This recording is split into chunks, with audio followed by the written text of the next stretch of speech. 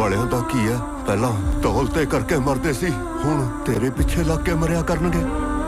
ਪਰ ਇੱਕ ਕੰਮ ਜ਼ਰੂਰ ਕਰੀ ਪੁੱਤਰ, ਸਾਡੇ ਸਾਰਿਆਂ ਦੀਆਂ ਮੜੀਆਂ ਨਾ ਸੋਨੇ ਦੀਆਂ ਇੱਟਾਂ 'ਚ ਬਣਵਾਈ। राम राम दोस्तों, आज मैं आपको ब्लैकिया 2 फिल्म की कहानी सुनाऊंगा। यह कहानी एक ऐसे छोटे से ब्लैकिए की है जिसने आगे चलकर सरकार में अपनी जगह बनाई और दुबई तक अपने नाम के नारे लगवाए। लेकिन फिर ऐसा क्या हुआ कि इसका सारा साम्राज्य मिट्टी में मिल गया। आइए जानते हैं इस वीडियो में। फिल्म की शुरुआत में हमें दिखाया जाता है कि 6 नौजवानों की लाश गुरनाम सिंह MLA के घर के बाहर पड़ी है और उनके परिजन भी उनके साथ हैं। इन नौजवानों की मौत नशे करने से हुई थी। घर के बाहर बहुत भीड़ लगी हुई है जो कि सारे के सारे गुरनाम सिंह के समर्थक हैं। फिर गुरनाम सिंह बाहर आता है और एक पुलिस ऑफिसर उसको अरेस्ट वारंट दिखाता है। इस बात से गुस्सा होकर गुरनाम सिंह कहता है कि जिसने भी ये सब किया है उसको 10 दिनों के अंदर सजा दे दूंगा और ये गुरनाम सिंह का नहीं गामा ब्लैकिया का वादा है। यहाँ हमें पता चलता है कि गुरनाम सिंह MLA ही पुराने टाइम में गामा ब्लैकिया था। फिर हम देखते हैं कि गुरनाम सिंह के खास बंदे गमदूर ने उन नौजवानों की मौत का इल्जाम अपने ऊपर ले लिया है और पुलिस ने उसको अरेस्ट कर लिया है। इस बात से पुलिस ऑफिसर का ईगो हर्ट हो जाता है और वो गमदूर से पूछता है कि क्या इतिहास है इस बंदे का। फिर कहानी फ्लैशबैक में जाती है। 1975 का टाइम है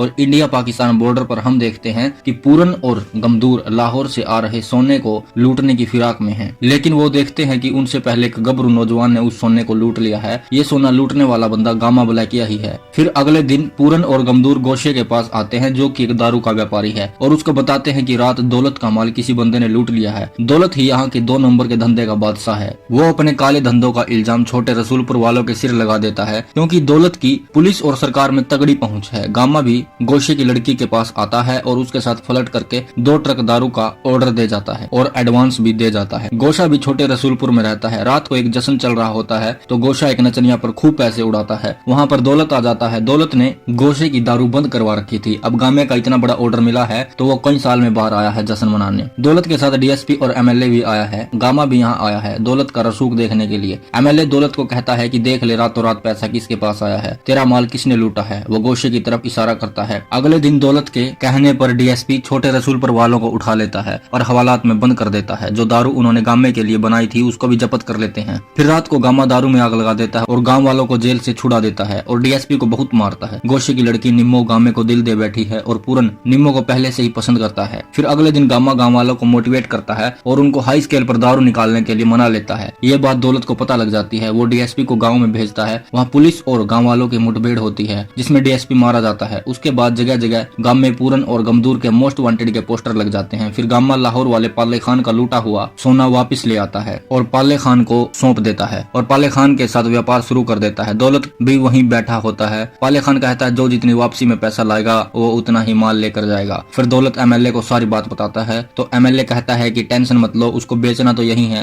मैं बेचने ही नहीं दूंगा। फिर दौलत का लड़का दरबारा नाका लगा लेता है और गामे को आगे नहीं जाने देता। लेकिन गामा तो कुछ और ही सोचे बैठा था। वो अपना सारा माल लेकर बॉम्बे हाजी अली के पास पहुंच जाता है। माल से मतलब अब सोने से है। अब गामे का सीधा व्यापार हाजी अली के साथ हो जाता है। हाजी अली गामे को पंजाब बॉर्डर का किंग घोषित कर देता है। यहाँ गामे की मुलाकात एक मैडम से होती है जिसका नाम रवीना होता है। गामे की उसके साथ केमिस्ट्री बन जाती है। एक दिन पूरन गामे और रवीना को फिल्म थिएटर से बाहर निकलते हुए देख लेता है और ये बात निम्मो को बता देता है। लेकिन निम्मो फिर भी गामे को ही चाहती है। इस बात से पूरन बहुत दुखी होता है और दौलत के पास जाकर उसे बता देता है कि जंगल में भटिया चढ़ रही है सोना पिघलाने के लिए और माल सीधा बॉम्बे जाता है। फिर दौलत जंगल जाता है तो वहाँ उसका मुकाबला गामे से होता है। गामा दौलत को बहुत मारता है और बताता है कि मैं तेरा भतीजा हूँ। दौलत ने ही गामे के माँ बाप को मारा था क्योंकि गामे के बाप ने दौलत को पुलिस से पकड़वा दिया था। दौलत शुरू से ही 2 नंबर का धंधा करता है। गामा दौलत को मार देता है। फिर दरबारा अपना बदला लेना चाहता है गामे से तो गामा दरबारे के घर पहुंच जाता है। MLA भी वहीं होता है। फिर वहाँ गामा एक डील करता है निम्मो का रिश्ता दरबारे से करवाकर। MLA को भी गामे की पहुंच का पता चल जाता है और MLA भी गामे के पैरों में पड़ जाता है। फिर गामा रवीना से शादी कर लेता है और क्योंकि निम्मो का दिल टूटा था तो वो भी गामे से बदला लेना चाहती थी। फिर एक दिन पूरन गमदूर के साथ आता है और गामे से माफी मांगता है। गामा उसे माफ कर देता है। फिर एक बस गुरुद्वारे जा रही होती है जिसमें गांव वालों के साथ रवीना और गामे का लड़का भी होता है। पूरन उस बस को ब्लास्ट कर देता है। गामे के लड़के को छोड़कर सब मारे जाते हैं। फिर गमदूर के अपने भाई की जान बख्शने की भीख के बावजूद भी गामा पूरन को मार देता है। गामा गमदूर पर बहुत विश्वास करता है और ब्लास्ट के बाद उसने अपने लड़के को गमदूर को दे दिया था पालने के लिए। फिर कहानी प्रेजेंट में आती है है और निम्मो जेल में गमदूर से मिलने आती है और बदला लेने की बात कहती है। फिर गमदूर बताता है कि मैंने तो अपने बदले को पाल लिया है, मैंने गामा के लड़के बिल्ले को पूरा बिगाड़ दिया है और वही पंजाब में ड्रग का धंधा करता है और इसी की वजह से वो 6 नौजवान मरे हैं। फिर निम्मो सारे सबूत जो बिल्ले के खिलाफ हैं गामे को दे देती है, जो कि अब MLA है। गामे ने कभी भी नशे का व्यापार नहीं किया था और ना ही करने दिया था। फिर गुरनाम सिंह बिल्ले को रंगे हाथों पकड़ लेता है ड्रग के बैग के साथ। जब बिल्ला नहीं मानता ये सब छोड़ने को तो गुरनाम बिल्ले को 2 गोली मार देता है। उधर गमदूर गुरनाम सिंह को चाकू से मार देता है और वो